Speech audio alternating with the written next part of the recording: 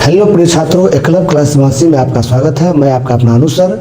मैं आज आपको गणित की किताब वर्ग दशम के बारे में, गणित के अध्याय में कुछ महत्वपूर्ण प्रश्नों के बारे में बताने जा रहा हूं। इसमें क्या आप लोग देख सकते हैं, एक द्विघात समीकरण दिया गया है, इसके शून्य ज्ञात करने कह रहा है और इसकी सत्यता की जाँच करने के लिए कहा जा रहा है।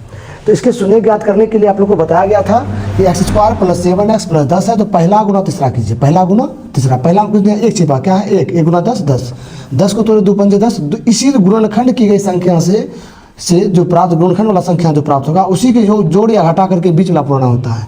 तो 5 2 7, यानी कि यहाँ पर x² + 2x + 5 है, ये वाला 2 और ये वाला 5 है, 5 2 7 + 10। अब यहाँ पे क्या करना है, आपको इसमें 2 कॉमन लेना है, 2 इसमें कॉमन लेना है। तो इस दोनों में सिर्फ x कॉमन जा रहा था, x ले लिए तो बच गया वो x, ये x निकल गया, बच गया 2। इन दोनों में यहाँ देखिए x दोनों में है नहीं, तो सिर्फ अंक ले सकते थे।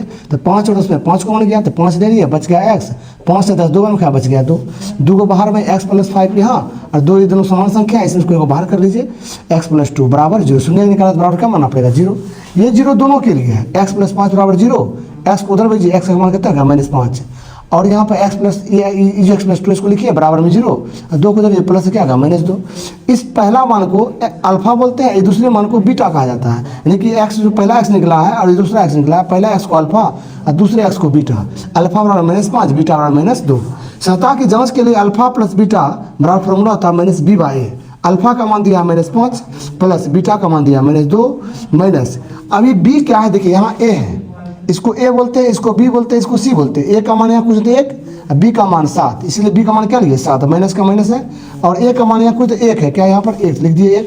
ib -5 -2 -7, 1 से भाग देते -7, बराबर हो गया, तो जांच हो गया।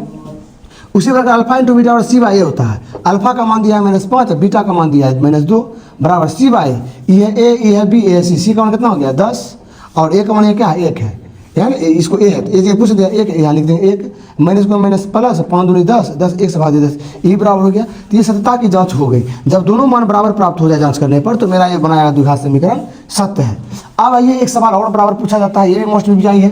शून्य का योग कितना है दिया 4, और बोलेगा शून्य का योग दिया गया है 4 और शून्य का गुणनफल दिया गया है 3, इसका बहुपद ज्ञात कीजिए।